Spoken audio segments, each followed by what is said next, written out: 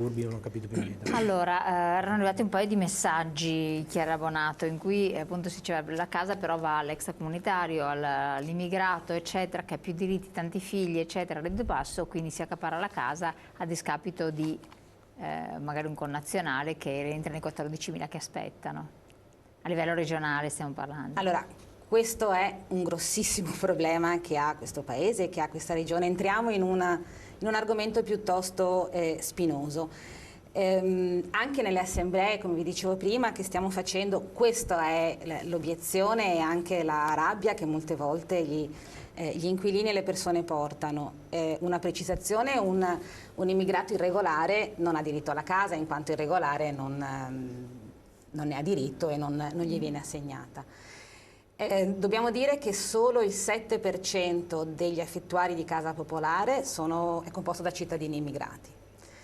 Dobbiamo dire che la casa popolare va e deve andare a chi ha redditi bassi, famiglie numerose o in situazioni di difficoltà. Questo è il senso di una casa popolare. E un cittadino straniero che vive in Italia, che paga le tasse in Italia, che lavora in Italia, i cui figli vanno a scuola in Italia, ha diritto ad una casa popolare come qualsiasi altro residente nel territorio. Va detto peraltro che il Comune di Vicenza richiede una residenza di circa 20 anni per avere diritto, per avere accesso alle graduatorie. Quindi insomma anche questo è il falso problema, ma il falso problema, la cosa più grave è che si sposta l'attenzione su questo quando invece l'attenzione deve essere spostata su quello che è il vero problema. E il vero problema è quello che diceva Renato, di una regione che incassa da questa manovra 21 milioni di euro. E questi 21 milioni di euro gli incassa dalla fascia più debole della popolazione. Quindi probabilmente si sta sbagliando, qualcuno sbaglia il target contro cui rivolgere le proprie proteste e il proprio malumore. Non sono i cittadini stranieri il problema, che peraltro, ripeto, sono il 7% degli assegnatari in Veneto. Quindi un numero assolutamente marginale ed esiguo, oltre ad averne diritto. Ma si toglie l'attenzione da quello che è il reale problema di una regione che per l'ennesima volta fa cassa sulle fasce veramente più deboli della popolazione. Lo spaccato che lei affronta sul Vicentino, qual è? Allora, lo spaccato che stiamo vedendo, abbiamo fatto un'assemblea a Vicenza, ne faremo una questa sera a Bassano, e più le persone che naturalmente si rivolgono a noi nelle sedi, che noi indirizziamo al SUNIA, ma raccogliamo la prima emergenza. Come Vicenza la media dei redditi ISEE è intorno ai 20.000 euro. E quindi sono quelli che la maggior parte è a rischio della decadenza del diritto ad avere la casa, ma sono persone, la gran parte sono persone anziane, la gran parte sono persone sole. A Vicenza sono circa 200 famiglie monoparentali, insomma una sola persona che si trova in questa situazione di pesante difficoltà, e nel giro di 2 anni queste persone rischiano di dover lasciare la casa. Si tratta di pensioni medio-basse, di solito sono donne, per cui hanno una minima con una reversibilità, questa è la media, e quindi redditi intorno al 1.100 o 1.000 euro di pensione, ma che magari si sono messe da parte quei 30.000 euro che non possiamo definire come una ricchezza. Non possiamo definire come una ricchezza, soprattutto in una fase della vita in cui devo cominciare a pensare ad un futuro che sarà sempre più incerto. Devo pensare che probabilmente avrò bisogno di una badante, devo pensare che probabilmente dovrò pagare 2.500 euro al mese per una casa di riposo, perché anche questo va detto, la mancata tassazione progressiva della Regione Veneto fa sì che le impegnative di cura per le case di riposo siano assolutamente bassissime e quindi siano a pesante carico delle famiglie. Quindi definire questo come un patrimonio e come un reddito, chiamare queste persone furbetti, la trovo una cosa che veramente stride. La preoccupazione e anche, se posso dire, la rabbia di molti è molto alta. Le assemblee sono molto difficili perché noi dobbiamo spiegare alle persone che la normativa ha in sé una cosa corretta, che è quella dell'ISEE. Non stiamo dicendo, nessuno di noi sostiene che non sia l'ISEE lo strumento per valutare qual è la situazione economica di una persona, ma vanno fatti dei correttivi, vanno date delle sì, soprattutto dei correttivi su quello che, anche su quali sono le entrate, perché come diceva prima il collega, non è che io ricevo un TFR e questo è un guadagno. La mia liquidazione è un salario differito, non l'ho preso prima, lo prendo adesso, e con quel TFR uno che è appena andato in pensione rischia di perdere sì, immediatamente la casa. Il TFR sì. Un attimo solo che vediamo anche i messaggi, o il messaggio adesso non so se è passato dalla regia, così lo possiamo anche leggere insieme. Sempre dopo sugli stranieri. È sempre sugli immigrati. Sempre sugli immigrati, Sì. non l'ho proprio visto. Vediamo qua, eccolo. Solo il 7% sono immigrati, ma quanto è la percentuale di immigrati sul territorio? In proporzione il 7% è tantissimo. Io guardi, quando vengono da noi al SUNIE dobbiamo parlare di casa, e lo facciamo anche con persone che fanno le domande, con persone che hanno avuto la casa, non facciamo distinzione. Noi la definizione è: la casa la devono avere tutti la devono avere.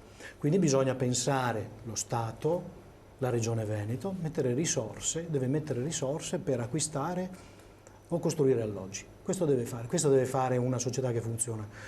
Noi siamo ricchi, abbiamo tante risorse e quindi dobbiamo dare la possibilità a queste persone che vengono qua, che non delinquono, che lavorano, che sono regolari, devono avere la possibilità anche loro di non vivere sotto i ponti, di non vivere in situazioni di sfruttamento.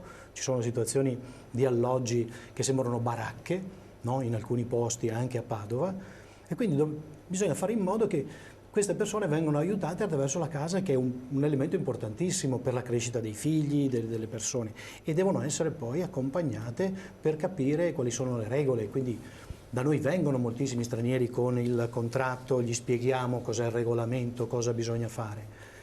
Queste sono persone come le altre, io non vedo nessuna differenza, non mi sono mai piaciuti gli steccati, e quindi noi come SUNIA assolutamente non facciamo questi discorsi. Quello che invece ci interessa è dire che sulla politica delle case, dallo Stato alla Regione, ai comuni, come si diceva prima, non si mettono risorse. C'era anche nel privato, ci sono tantissimi alloggi vuoti. C'era un fondo per aiutare le persone a pagare l'affitto. Mica tutti devono andare nella casa popolare. C'è una graduatoria, chi ha diritto attraverso quella graduatoria. Quindi se uno ha tanti figli probabilmente avrà meno probabilità di una persona che è da sola, no? E quindi vai in graduatoria, e però se non riesci ad avere l'alloggio della casa popolare puoi provare nel privato. Se ci fosse il fondo per essere aiutati a pagare l'affitto, quelle 500-600 euro, se mi arriva l'aiuto che è previsto dalla legge, che non è stato finanziato, adesso devono distribuire il 2019, le risorse devono ancora farlo, quello si potrebbe aiutare quella famiglia ad andare nel privato e tirar via quella punta alta di canone che viene rapportata alla capacità economica che ha per riuscire a far fronte a quel canone. Quindi non è necessario pensare solo alla casa popolare, bisognerebbe pensare a un meccanismo che c'è, basta metterci risorse per fare in modo che si trovi alloggio anche nel privato, e ci sono tantissimi alloggi. Ci sono gli accordi territoriali. Anche nei comuni piccoli, comuni che hanno subito calamità naturali, c'è l'accordo territoriale che dice tu comune, se riduci l'IMU, i sindacati degli inquilini, dei proprietari fanno degli accordi territoriali e tengono sul costo al metro quadro dell'alloggio, invece di farlo salire continuamente cercano di calmierarlo. Anche quella è una politica da fare, che dovrebbero, anche con i comuni, dovremmo iniziare a pensarla questa cosa, però i comuni anche su questo distanti, non conoscono, non ci pensano, e quindi ti trovi gente che per forza di cose paga in nero, sarà costretta a lavorare in nero perché non trova. Noi però dopo non ci dobbiamo lamentare se queste persone poi delinquono, no? Perché le costringiamo a farlo. Allora se io le aiuto per la casa, se le aiuto attraverso il fondo anche nel privato, già diamo un aiuto grandissimo per l'integrazione dei figli, come dicevo prima. Questa è l'ottica, secondo me, che dovremmo, più che dire via gli stranieri, cioè via gli stranieri. Insomma. Però, e qua mi lascio un po' Bersani. Alla pensione ci pensano loro poi per dire quanto importanti sono per la pensione, voi siete ferrati su questo. Alla luce di tante c'è tutto mail, quel discorso lì. sì, certo, che ci sono arrivate quest'estate tantissime, quindi qua tocca ai pensionati. Vero, servono dei soldi per queste situazioni che però sono emergenziali relative, perché ci chiamano tantissime famiglie di anziani dove dicono parlate della problematica dove soldi non ce ne sono di aiuto alle famiglie con l'anziano che non hai possibilità di metterlo in casa di riposo, costa troppo, la badante stracosta, non c'è possibile, la vita diventa un inferno. E adesso poi abbiamo affrontato anche il tema recentemente dell'Alzheimer, quindi diventa una tragedia e non c'è nessun tipo di supporto economico, per cui questa è la situazione emergenziale. Tanti dicono l'altra, in qualche modo la risolvono, per carità, però dove invece hai la tragedia è più difficile. C'ho sempre soldi, perché se li metti da una parte li togli dall'altra, se non li metti nel sociale, il supporto a questo, e stiamo aumentando, voi avete dei dati anche molto interessanti, il numero di anziani non autosufficienti sta aumentando progressivamente, in proiezione così abbiamo i pluricentenari. Quindi come la vedete in un'ottica un po' generale? La chiedo a lei, Renato Bressan, perché ha la vision anche più estesa della situazione. Noi abbiamo proprio in questi giorni con i nostri territori fornito tutta una serie di dati aggiornati, ad esempio sulla demografia. Io insisto molto sui dati demografici perché lì ormai si sta consumando ed è innescata una vera e propria bomba a orologeria, ma il tempo ormai, come dire, sta per davvero scadendo. Se andiamo a guardare il numero della popolazione complessiva, in Veneto siamo cresciuti di circa 5.000 abitanti tra il 2018 e il 2019, cioè praticamente siamo rimasti fermi dopo che nel 2017 c'era stata una sensibile caduta della popolazione. Il problema vero è come si ripartisce la popolazione, come si articola la popolazione. Quindi dentro un numero complessivo sostanzialmente stabile continui a trovare, ma anche i dati degli ultimi 7 anni, dal 2012 al 2019, che abbiamo circa 50.000 in meno nati, ma abbiamo 50.000 in più grandi anziani, cioè oltre gli 80 anni di età. Vuol dire strutture residenziali che deve fare in più, vuol dire cronicità, vuol dire, come dire, che i problemi che vi dicono le famiglie, le badanti, il badantato, cioè, sono tutti problemi, come dire, che stanno in una sanità, i servizi sociosanitari.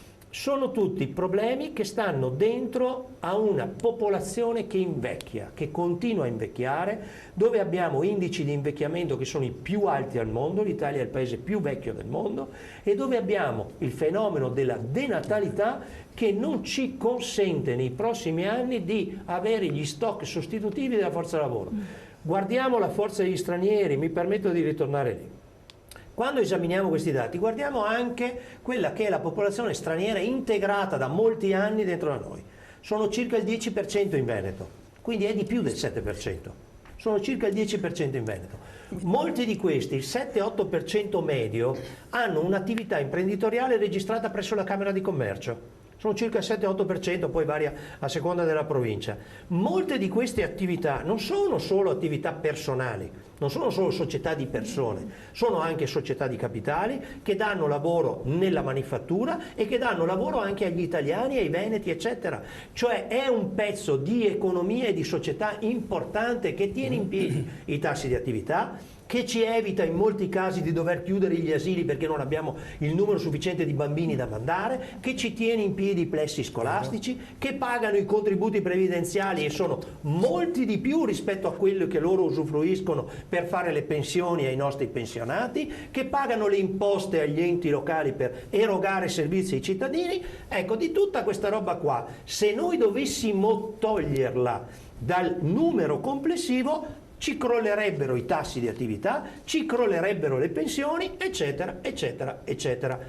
Dopodiché, lo ripeto, il problema non è lo straniero che è qui da 20 anni, che lavora, che è integrato, che fa il suo lavoro, che si comporta bene, eccetera, eccetera. Il problema è la legge regionale, non dobbiamo perdere di vista questa roba qua. Il problema è una legge regionale e un regolamento attuativo che ha fatto esplodere questi problemi. Quindi finché non c'era, questo problema non c'era, quindi dobbiamo anche tecnicamente e con l'aiuto in particolare del SUNIA mettere con il cacciavite, regolare quei meccanismi e fare in modo, inizialmente dall'innalzamento dell'ISEE-ERP, perché 20.000 è troppo basso, e dobbiamo trovare, come dire, quelle salvaguardie, perché ci sono tante situazioni, come ci diceva giustamente Brombin, ci sono tante situazioni con la quale non serve né sbraitare né prendersela con lo straniero, bisogna mettersi lì con calma, col cacciavite, sul meccanismo e regolarlo meglio. meglio. Ecco. Questo dobbiamo fare. Dopodiché, se serve, faremo anche le manifestazioni, perché siamo un sindacato, però, come dire, teste sulle spalle, perché noi dobbiamo salvaguardare, come dire, quelli che hanno i redditi più bassi e le esigenze maggiori. Poi vedremo anche le proposte che fate, com'è un po' la situazione. Prima di andare in pubblicità, vediamo se la regia mi mette in onda l'altro messaggio che non avevo ancora letto e dopo torniamo su questo tema. Allora, basta con queste distinzioni, bisogna pensare che il sociale non ha colore o territorio, dobbiamo costruire un paese che sorpassa queste distinzioni e consideri tutti allo stesso livello. Quindi sostiene quanto appunto abbiamo detto. Pubblicità, poi ritorniamo insieme.